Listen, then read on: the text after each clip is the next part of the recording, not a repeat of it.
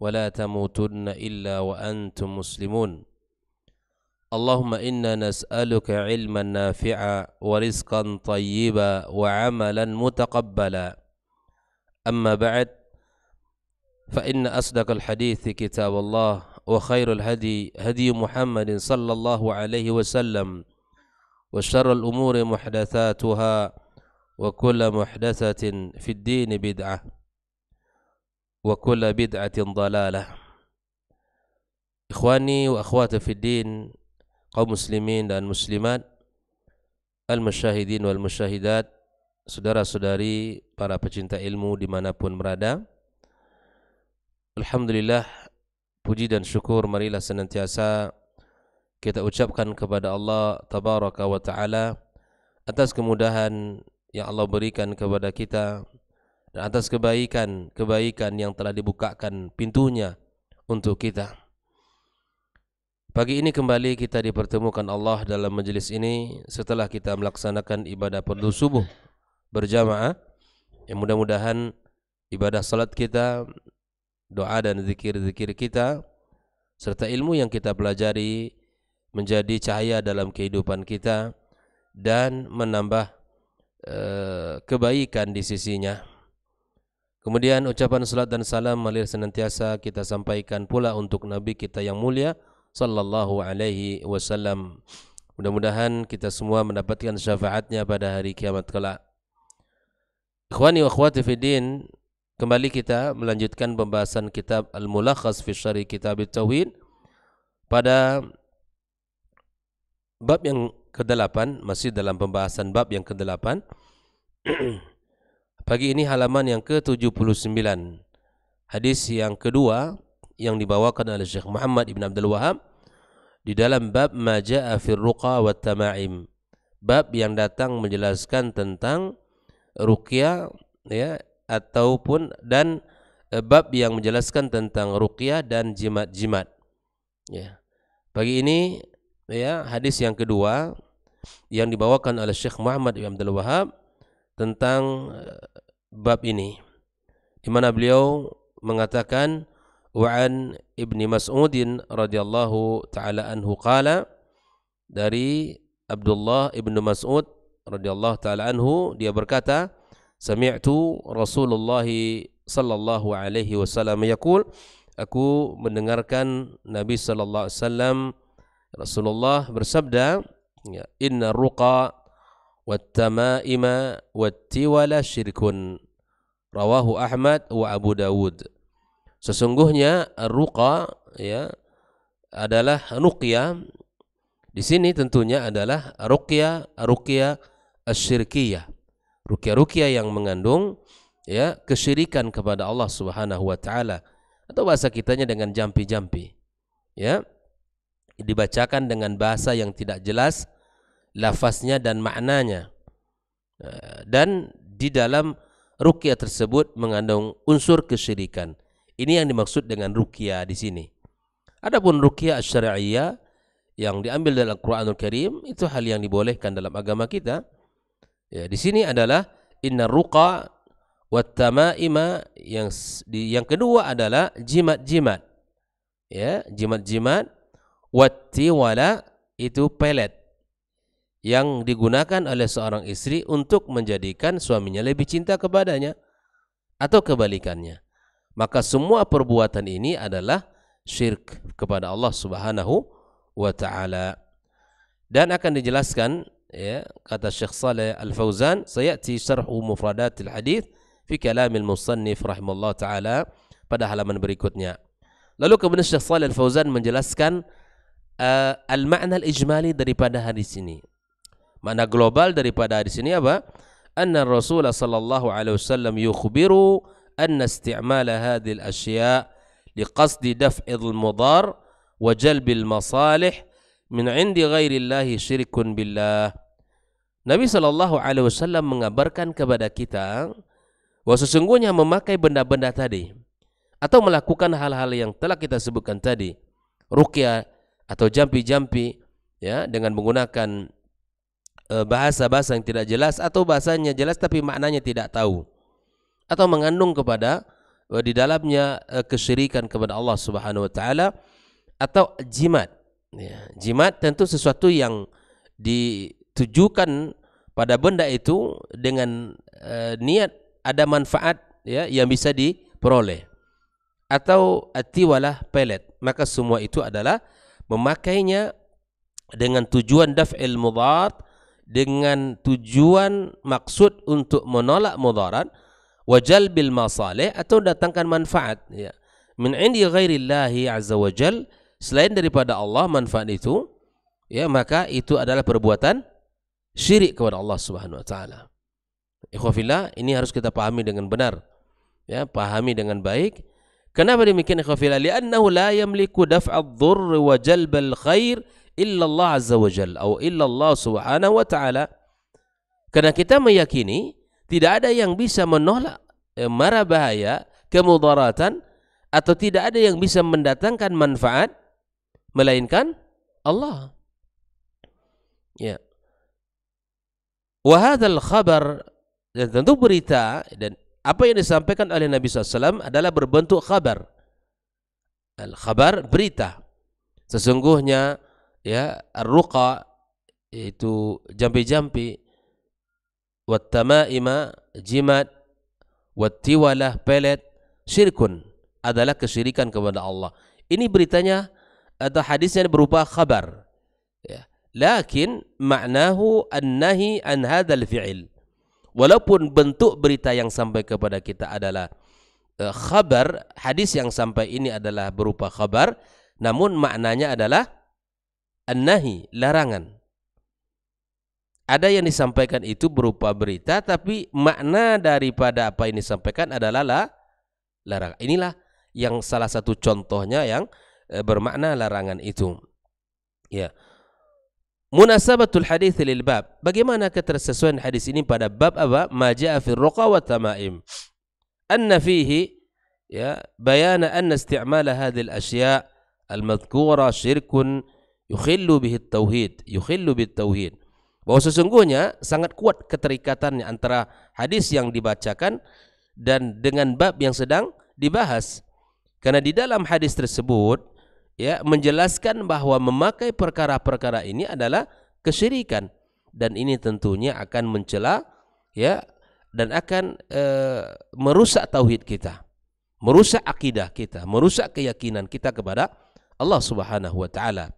Nah, tentu ini babnya sangat penting bagi orang tua, ikhwafillah rahimakumullah, dimanapun berada, kita mesti faham ini. Hal-hal yang seperti ini mesti dijauhkan di dalam kehidupannya, keluarganya, dan kepada para pendidik, para guru, para dosen, ya, siapapun yang mendidik anak-anak di dalam lembaga pendidikan, maka mesti ditanamkan akidah ini dan disampaikan kepada mereka untuk menjauhkan perbuatan-perbuatan ini. Dan jika melihat pada anak tersebut hal-hal yang seperti ini, maka segera dikomunikasikan kepadanya dan kepada orang tua. Ditanyakan kepada anak, ini apa nak? Ya. Ini yang kamu pakai ini apa? Gelang ini, ya kalau gelang emas ya biasa ya, gitu kan? Atau kalung emas biasa. Tapi kalau ada berupa benang dengan beberapa warna yang dipintal kemudian diikat, ya kan? Lalu kemudian ada benang-benang yang sengaja diletakkan di leher, kemudian di lengannya ataupun di kakinya dan lain sebagainya. Maka itu perlu ditanyakan. Para guru harus peka ini. Para pendidik harus tahu. Jangan dibiarkan ini ya dipakai oleh anak-anaknya. Karena ini kesyirikan kepada Allah Azza wa Jalla. Tidak boleh dilakukan. Nah, segera komunikasikan kepada siapa? Kepada para orang tuanya agar untuk meninggalkan perbuatan ini, agar ya menjauhkan perbuatan syirik yang sangat zalim ini. Maka oleh kerana itu ikhwafillah rahimakumullah, jika hal-hal yang seperti ini ya terlihat oleh mata kita, maka segera kita lakukan apa yang dilakukan oleh para sahabat Rasulullah SAW seperti Hudzaifah bin Yaman yang pada hadis sebelumnya kita sampaikan. Langsung dia potong kan? Langsung dia potong. Ya, tanpa dia berbanyak ya bertanya, langsung dia potong. Ya, setelah diklarifikasi tujuannya apa? disebutkan agar dia sembuh, terhindar dari penyakit panas, ya maka kemudian langsung disebutkan oleh beliau ini perbuatan yang tidak benar, langsung dia potong. Ikhwafillah, apa pelajaran yang bisa kita ambil dari hadis ini? Satu, al-hathu ala siyanatil aqidah. Anjuran bagi kita untuk menjaga akidah kita. Amma yukhillu biha wa in kana yata'atahu katsirun minan nas. Menjaga dari perkara-perkara yang merusak, yang menggeruskan nilai akidah kita, kemurniannya, ya kan? Dan karena itulah yang akan membuat kita jauh dari Allah Subhanahu wa taala, membuat kita semakin tidak mendapatkan keberkahan dan rahmat Allah Azza wa Jalla karena kesyirikan. Ya. Walaupun banyak orang yang melakukannya. Dan sekali lagi, banyak orang melakukan bukan berarti itu adalah standar kebenaran. Sering ini menjadi sebuah kesimpulan terkadang. Di saat orang banyak melakukan itu, ya, manakala tidak disandarkan kepada dalil Al-Quran dan Sunnah, maka kemudian terkadang itu menjadi dalil, itu adalah sebuah kebenaran, klaim kebenaran. Tidak, bahwa kebanyakan orang bukan berarti itu adalah klaim kebenaran atau tanda kebenaran. Kita tahu bahwa tanda kebenaran itu harus dikawal oleh dalil Al-Quran dan Sunnah Nabi Sallallahu Alaihi Wasallam, dan dijelaskan oleh para ulama yang benar dalam agama kita. Ini yang pertama. Jadi siapapun, bagi orang tua wajib menjaga akidah dirinya dan akidah anak-anaknya. Karena Allah telah berpesan, qu anfusakum wa ahlikum nara. Jaga dirinya dan keluarganya, keturunannya, anak-anaknya dari neraka Allah Azza wa Jalla. Menjaga diri dan keluarga dari neraka Allah diantaranya dengan cara menjaga akidahnya, menjaga keyakinannya. Kun ibadallah mukhlisin, jadilah hamba Allah yang ikhlas dalam ibadah kepada Allah. Jangan mencampur adukkan antara yang syirik dengan yang tauhid, enggak boleh. Kepada para guru juga demikian, para pendidik. Ya, ini harus menjadi sebuah kerjasama yang harus terjalin dengan bagus antara rumah dengan sekolah. Ya, itulah nilai pendidikan itu. Karena sesungguhnya pendidikan itu bertujuannya untuk menyelamatkan orang dari kesesatan. Kalau guru membiarkan perbuatan ini dan itu nampak sama dia di depan matanya, berarti Anda bukan seorang pendidik. Atau Anda bukan orang yang ahli dalam, yang tidak pantas untuk mendidik. Karena membiarkan kesesatan di depan matanya. Ya, karena membiarkan kesesatan di depan matanya. Maka oleh karenanya, tugas utama seorang pendidik adalah mendidik anak-anak kita agar dekat dengan Allah dan jauh dari penyimpangan-penyimpangan. Agar murni akidah dan tauhidnya, jauh dari kesyirikan. Nah, begitupun orang tua di rumah harus belajar agama yang benar dan mempelajari akidah yang benar, kemudian mendidik anak-anaknya dengan pendidikan yang benar. Bukankah di antara bagian dari doa Nabi Ibrahim alaihissalam yang sering kita sampaikan dan sering kita ulang-ulang, di antara hal yang dia takutkan oleh beliau adalah kesyirikan kepada Allah Azza wa Jalla, sehingga Nabi Ibrahim berkata, Rabbi wa najjini. Di antara doanya Nabi Ibrahim alaihissalam di dalam permintaannya kepada Allah Subhanahu wa taala, ya, di mana dia meminta kepada Allah Azza wa Jalla agar dia diselamatkan dirinya dan keluarganya, keturunannya dari menyembah berhala, ya. Di dalam doanya itu, setelah dia minta kepada Allah Subhanahu wa taala, Rabbi ij'al hadza baladan abina ya wajnubni wa baniya an na'budal asnam. Meminta negeri kota Mekah ini aman, yang di mana Hajar dan Ismail di sana tinggal, ya.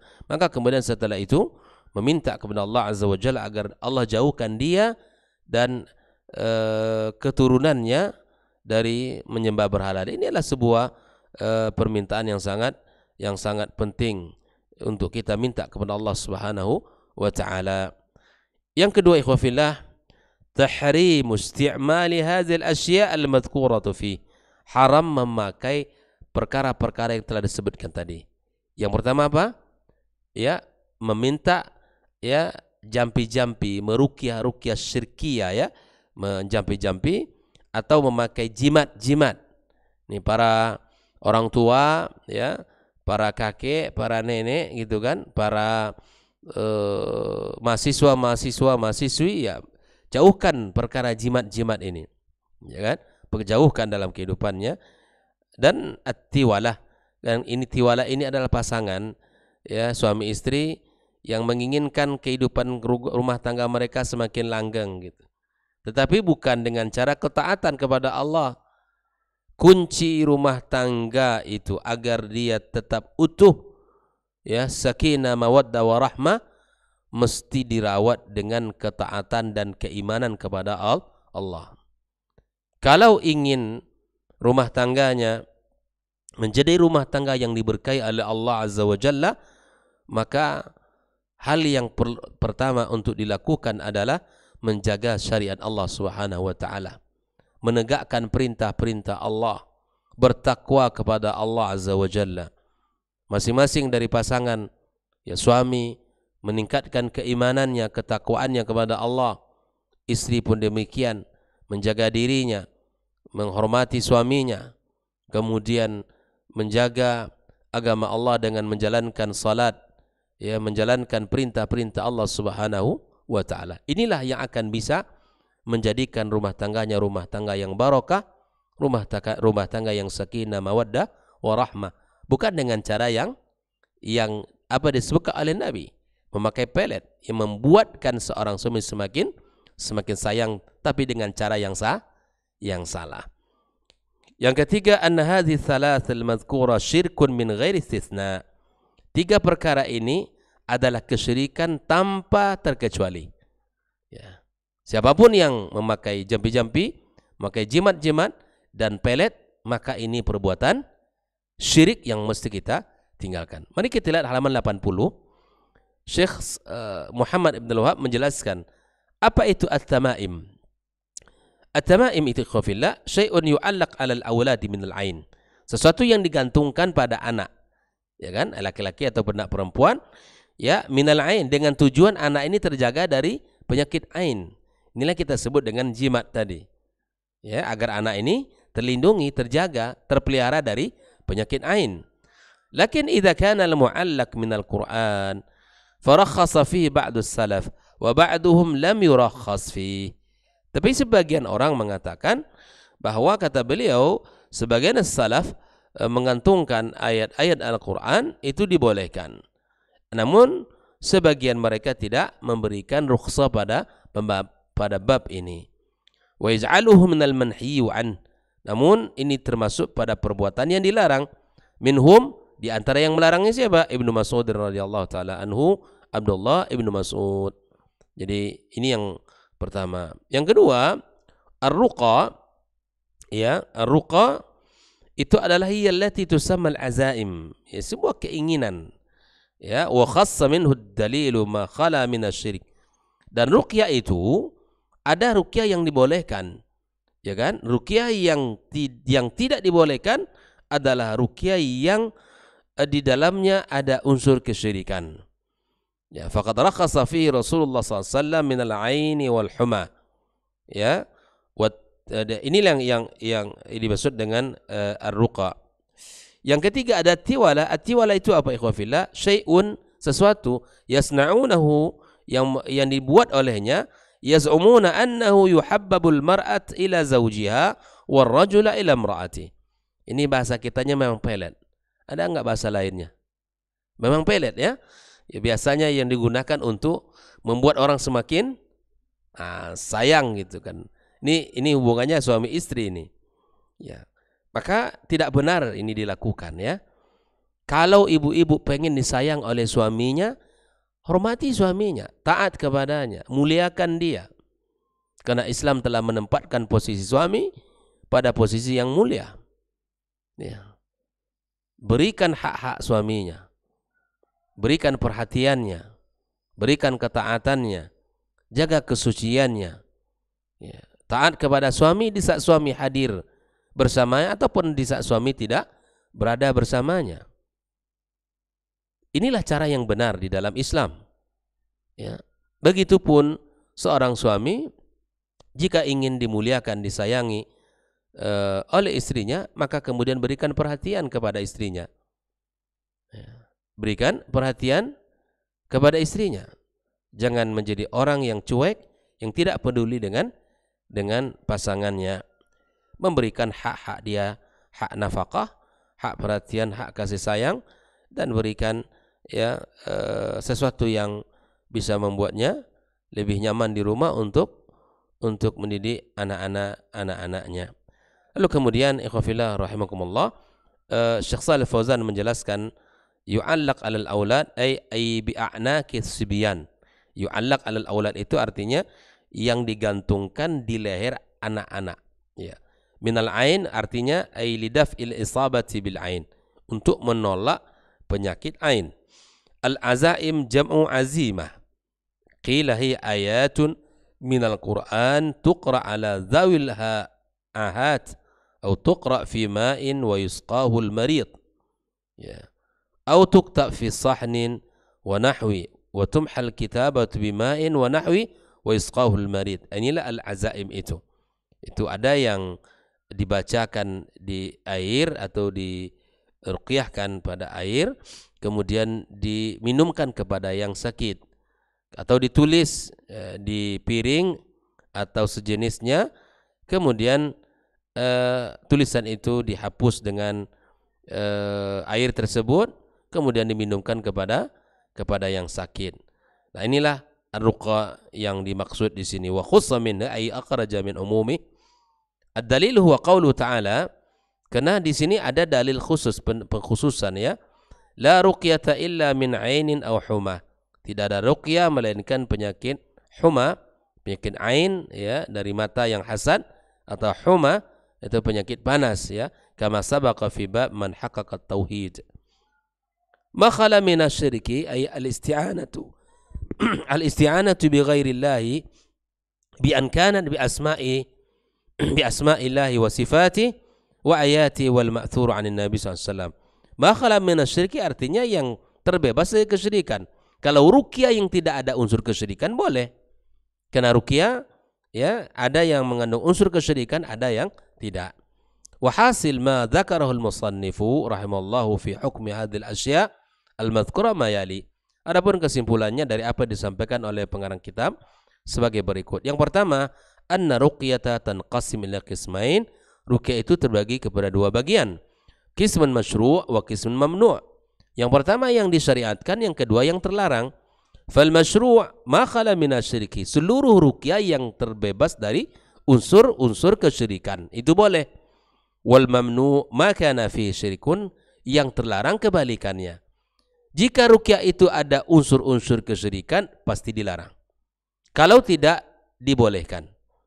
Maka ini yang pertama. Yang kedua, ikhwafillah, anna tama'ima tanqasimu ila qismain. Begitupun begitupun jimat-jimat terbagi kepada dua.